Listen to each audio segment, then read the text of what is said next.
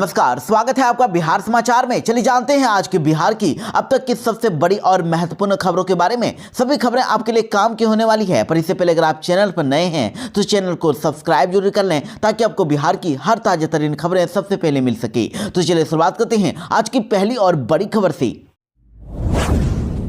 बिहार में नए मंत्रियों के विभागों का हुआ बंटवारा, लेकिन बंटवारा में हो गया खेला।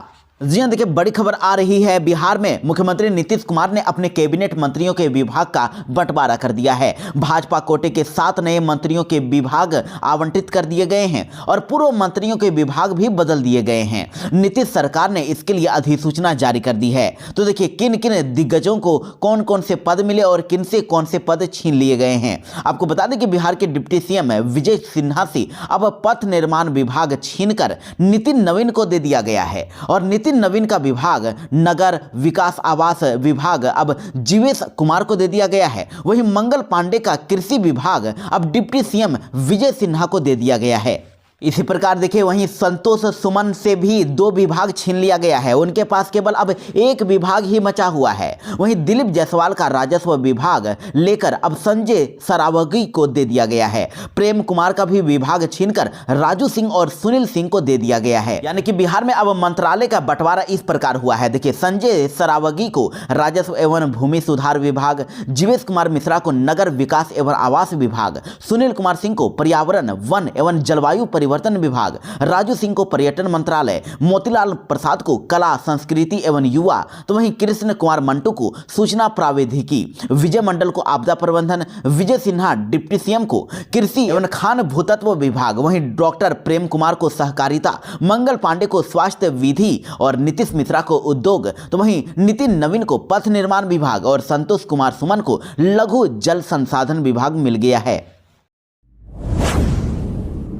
1 मार्च से पूरे देश भर में बदल जाएंगे कई नियम। बिहार में भी सीधा आपकी जेब पर पड़ेगा असर।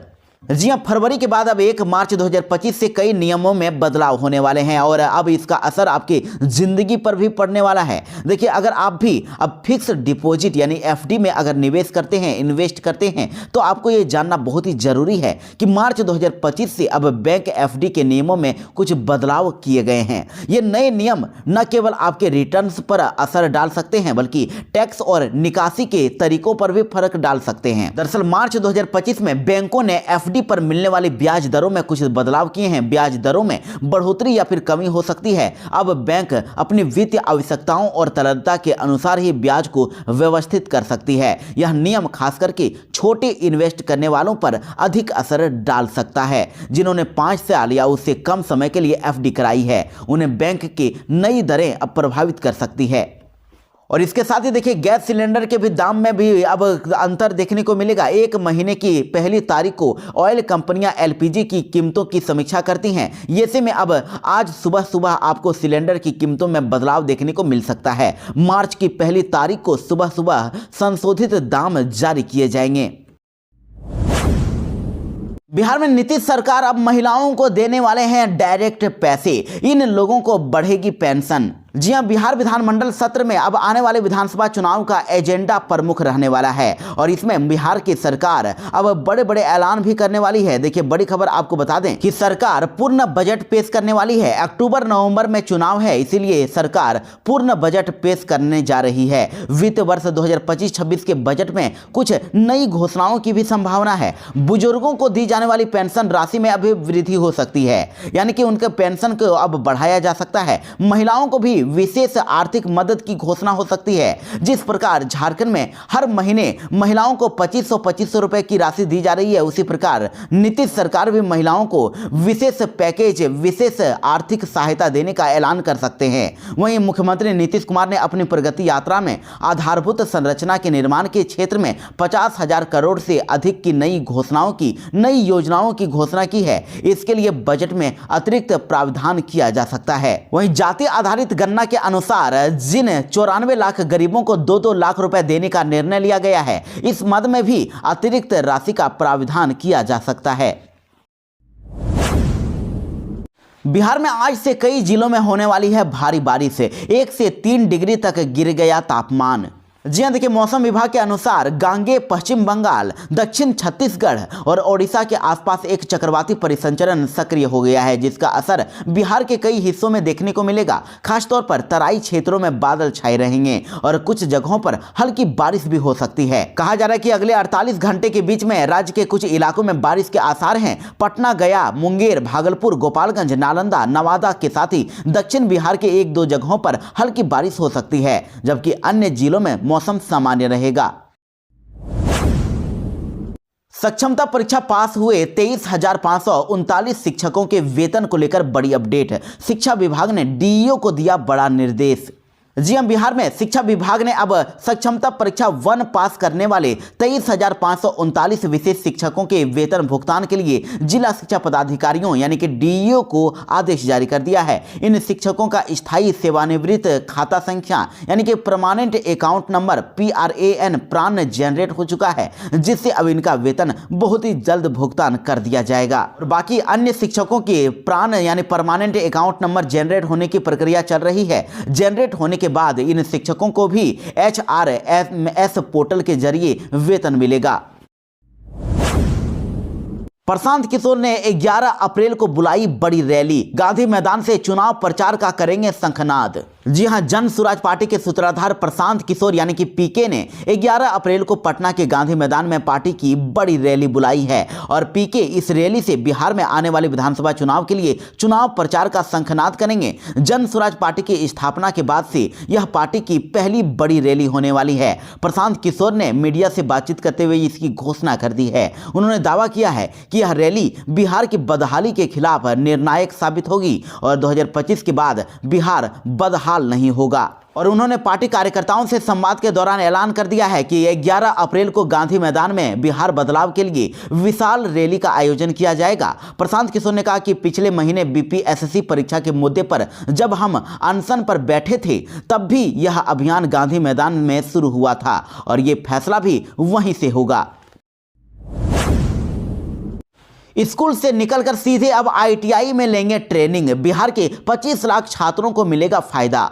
जी हां, बिहार के सभी छात्र छात्राओं के लिए बड़ी खबर है। बिहार में स्कूली शिक्षा में अब नए शैक्षणिक सत्र 2025-26 से बड़ा बदलाव दिखने वाला है। सरकारी स्कूल में पढ़ने वाले कक्षा 9वीं और 11वीं कक्षा के लगभग 25 लाख छात्र छात्राओं को रोजगार संबंधी कोर्सों का ट्रेनिंग मिलेगा। देखिए, अब हर शनिवार को ये बच्चे अपने स्कूल के बदले सीधे नजदीकी ITI कॉलेज में जाएंगे यानी औद्योगिक प्रशिक्षण संस्थान में जाएंगे। बच्चे यहां पर अपनी इच्छा के अनुसार फिटर, इलेक्ट्रिकल समेत BSDM से डिजाइन विभिन्न ट्रेड में ट्रेनिंग ले सकेंगे और संबंधित शॉर्ट टर्म में थ्योरीज के साथ साथ इन्हें यहां पर प्रैक्टिकल भी कराया जाएगा। नए शैक्षणिक सत्र से इसकी शुरुआत अप्रैल से होगी। बिहार में नीतीश सरकार ने किया बड़ा ऐलान। बिहार में बिछेगा सड़कों का जाल। 10 जिलों का हुआ प्लान तैयार। जी हां, बिहार के नए वित्त वर्ष के बजट में अब पथ निर्माण विभाग को बड़ी राशि आवंटित कर दी गई है। इस राशि से, इस पैसे से नए बाईपास, नए पुल और ROB और साथ ही सड़कों का विस्तार किया जाएगा। मुख्यमंत्री की प्रगति यात्रा के दौरान उन्होंने जो भी घोषणाएं, कई योजनाओं को कैबिनेट से मंजूरी दी गई है। आपको बता दें कि मुख्यमंत्री प्रगति यात्रा के दौरान मुख्यमंत्री ने जो भी घोषणाएं की है उन घोषणाओं में कई योजनाओं को कैबिनेट से मंजूरी मिल गई है और इस बजट से बिहार के बुनियादी ढांचे में अब सुधार होगा और आर्थिक विकास को बढ़ावा मिलेगा। और पथ निर्माण विभाग की योजनाओं के लिए अब नए वित्त वर्ष में बड़ी राशि का प्राविधान किया गया है, जिसमें बाईपास बनेगा, पुल बनेगा, ROB बनेगा, सड़कों का विस्तार किया जाएगा। और मुख्यमंत्री की प्रगति यात्रा के दौरान जो घोषणाएं, योजनाओं मिली है उनमें कैबिनेट से जिनको मंजूरी मिली उसमें मुंगेर, शेखपुरा, भागलपुर, बांका और पटना के प्रमुख रास्तों का चौड़ीकरण शामिल है। इन सड़कों का चौड़ीकरण किया जाएगा और पटना में सड़क चौड़ीकरण के लिए भारी राशि की मंजूरी मिल गई है, जैसे सोहागी मोड़ से कंडाप तक और बिहटा से दानापुर तक के रास्ते अब चौड़ीकरण किए जाएंगे।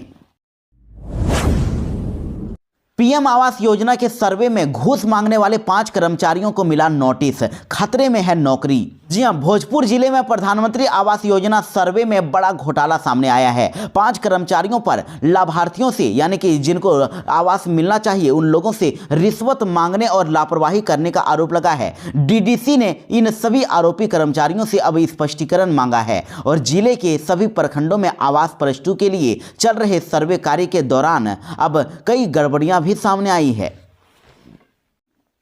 आपको बता दें कि पीएम आवास योजना को लेकर सर्वे 31 मार्च तक चलने वाला है, जिसमें वैसे सभी गरीब परिवारों जिनके पास अपना खुद का पक्का मकान नहीं है या झोपड़ियों में जो रहते हैं, जो गरीब परिवार हैं, उनका सर्वे किया जा रहा है और उनको अब इसका लाभ दिया जाएगा। लिस्ट में उनका नाम चढ़ाया जाएगा। इसलिए अगर पीएम आवास योजना को लेना चाहते हैं, आप भी गरीब परिवार से अगर आते हैं तो योजना का लाभ लेने के लिए जल्दी से जल्दी आप भी इस सर्वे का हिस्सा बनिए और पीएम आवास योजना की वेटिंग लिस्ट में नाम शामिल करवाइए। 31 मार्च तक ये सर्वे चलने वाला है और अगर आपसे कोई भी अगर घूस मांगता है तो आप इसके लिए तुरंत ही अब शिकायत कर सकते हैं। सर्वेक्षण के दौरान कोई भी अवैध राशि की मांग करता है तो निगरानी विभाग के नंबर पर, यानी कि जो नंबर है 0612221534 पर तुरंत ही कॉल करके आप शिकायत कर सकते हैं। और पीएम आवास योजना के वेटिंग लिस्ट में अगर शामिल होना चाहते हैं तो आप पीएम आवास योजना सर्वे ऐप को डाउनलोड कर लीजिए और जिसके माध्यम से आप 10 जनवरी से चल रहे सर्वे में शामिल हो सकते हैं। बिहार में अब इन जिलों में खुलेंगे 7 नए मेडिकल कॉलेज। नीतीश सरकार ने पास किया बजट।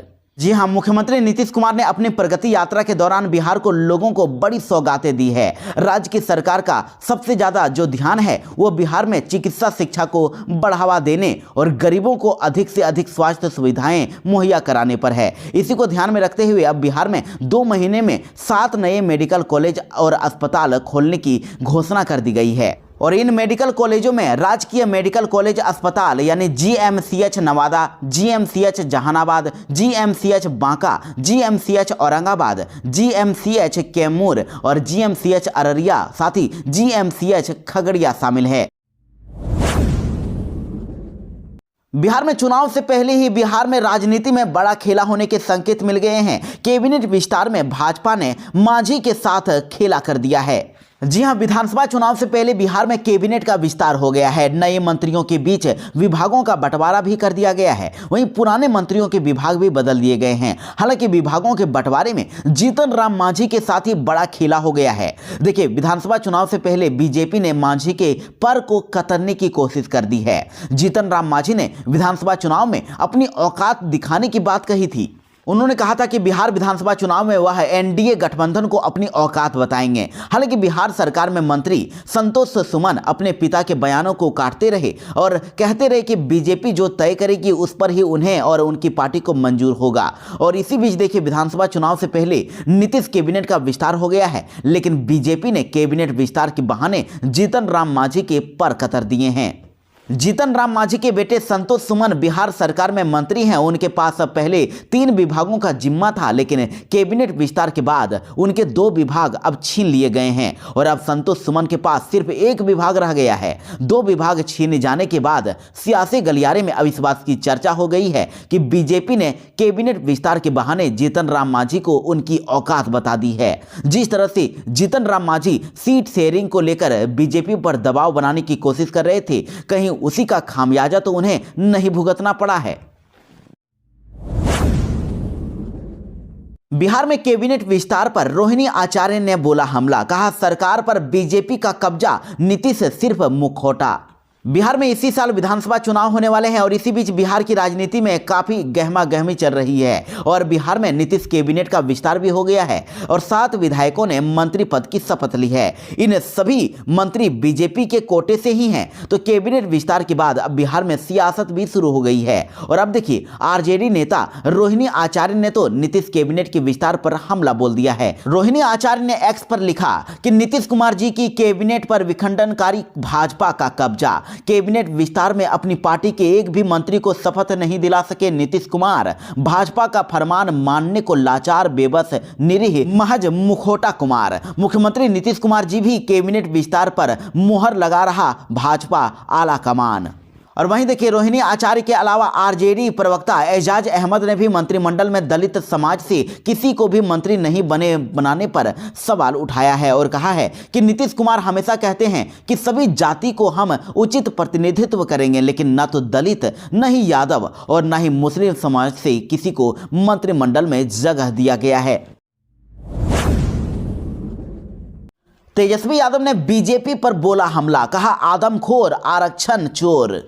जी हां, अपने आक्रामक बयानबाजी के लिए अक्सर चर्चा में रहने वाले नेता प्रतिपक्ष तेजस्वी यादव ने अब बीजेपी पर बड़ा हमला बोला है। उन्होंने हैरान कर देने वाला बयान दे दिया है। उन्होंने बीजेपी की तुलना आदमखोर से कर दी है। उनके इस बयान के बाद देखिए अब सोशल मीडिया पर जंग छिड़ चुकी है।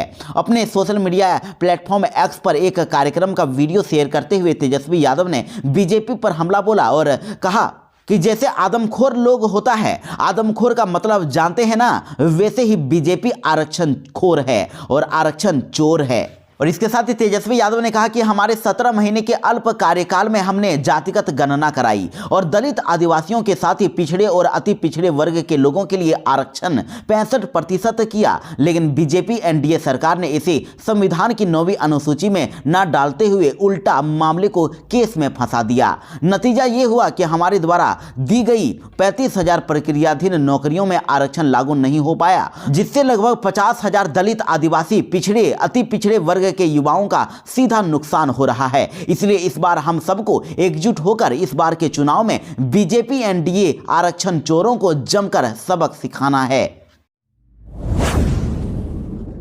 बिहार में पुलिस ने युवक को पीटा तो तीर धनुष लेकर उतर गए आदिवासी। कटिहार में नेशनल हाईवे को किया जाम।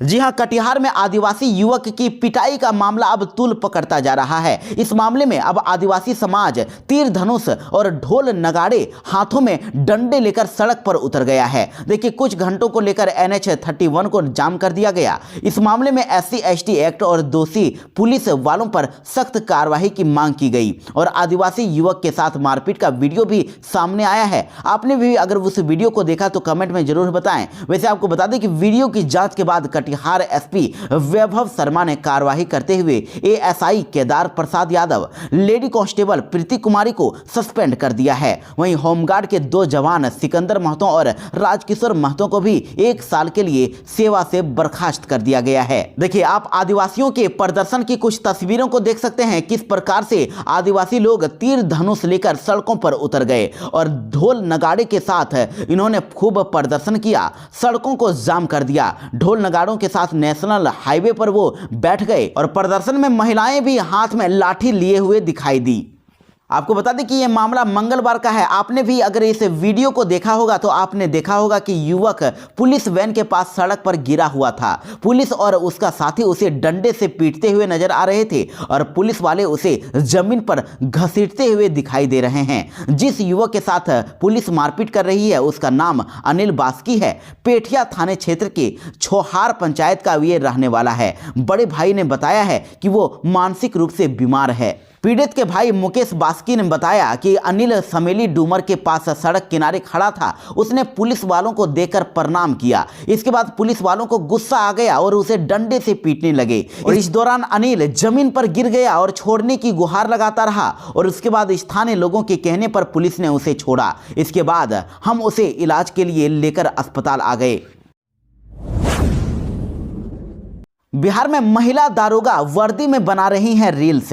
SP ने कहा कि जांच करके होगी कार्रवाई।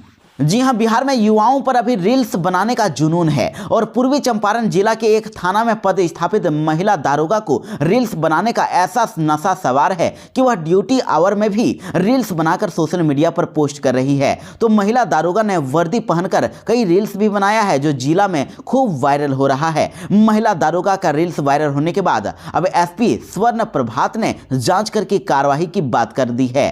देखिए पूर्वी चंपारण SP स्वर्ण प्रभात ने कहा है कि पुलिस मुख्यालय का सख्त निर्देश है कि कोई भी पुलिसकर्मी और पदाधिकारी को वर्दी में रील्स नहीं बनाना है। पुलिस पदाधिकारी और कर्मी यदि ऐसा करते हुए पाए जाते हैं तो उन पर कार्रवाई की जाएगी। इसके साथ भी ये भी स्पष्ट किया गया है कि ड्यूटी के दौरान मोबाइल का इस्तेमाल नहीं करना है। ऐसा करने वालों के खिलाफ भी कार्रवाई की जाएगी। केंद्र विद्यालय की गालीबाज शिक्षिका हो गई सस्पेंड। बिहार वालों को अंग्रेजी में दे रही थी गाली। जी हां, सोशल मीडिया पर बिहार वालों को गाली देना एक शिक्षिका को बहुत ही महंगा पड़ गया। केंद्र विद्यालय संगठन ने उसके इस करनी पर सस्पेंड कर दिया है।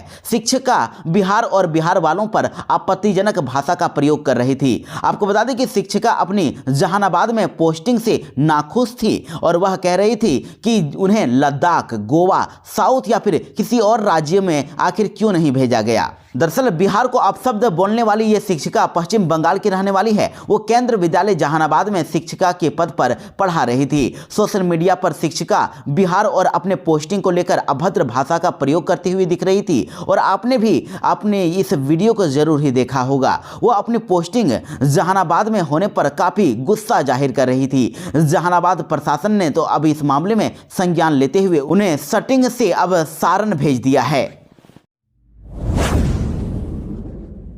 नीतीश के लाडले विधायक ने शिक्षक के सीने में सटा दी पिस्टल, भद्दी भद्दी दे दी गालियां। जी हां, देखिए नीतीश कुमार की पार्टी जेडीयू के विधायक ने एक बार एक कांड फिर से कर दिया है। इस बार एक शिक्षक के साथ मामला फंस गया है। शिक्षक के आवेदन पर अब पुलिस ने केस भी दर्ज कर लिया है। आरोप है कि जेडीयू विधायक गोपाल मंडल ने शिक्षक के मुंह में पिस्टल सटा दिया और जबरन घर खाली कराने के लिए कहने लगी। आपको बता दें कि बरारी हाउसिंग कॉलोनी में शिक्षक के घर घुसकर उनको पिस्टल सटाने, घर खाली कराने और जान से मारने की धमकी देने के मामले में भागलपुर जिले के गोपालपुर विधायक गोपाल मंडल के विरुद्ध प्राथमिकी दर्ज की गई है। देखिए, इस मामले में सनहोला के फदेमपुर प्राथमिक विद्यालय के शिक्षक सुनील कुमार कुशवाहा ने आरोप लगाया है कि 13 सालों से बरारी हाउसिंग कॉलोनी में भूखंड संख्या 4 LP 5 पर अपना मकान बनाकर परिवार के साथ वो रह रहे हैं। लेकिन 12 फरवरी की सुबह 10 बजे विधायक गोपाल मंडल, आदित्य कुमार 7 अन्य लोगों के साथ हथियार के साथ उनके घर आए और गाली गलौज करने लगे। इसके साथ ही धक्का मुक्की की गई। घर में रहने वाले सभी रेंटरों की हथियार सटाकर घर खाली कराने के लिए कह दिया और विधायक गोपाल मंडल ने उनके सीने में पिस्टल सटा दिया। साथ ही भद्दी भद्दी गालियां देते हुए कहा कि तुम्हारा समय पूरा हो गया है, घर खाली कर दो, नहीं तो पूरे परिवार को जान से मरवा देंगे।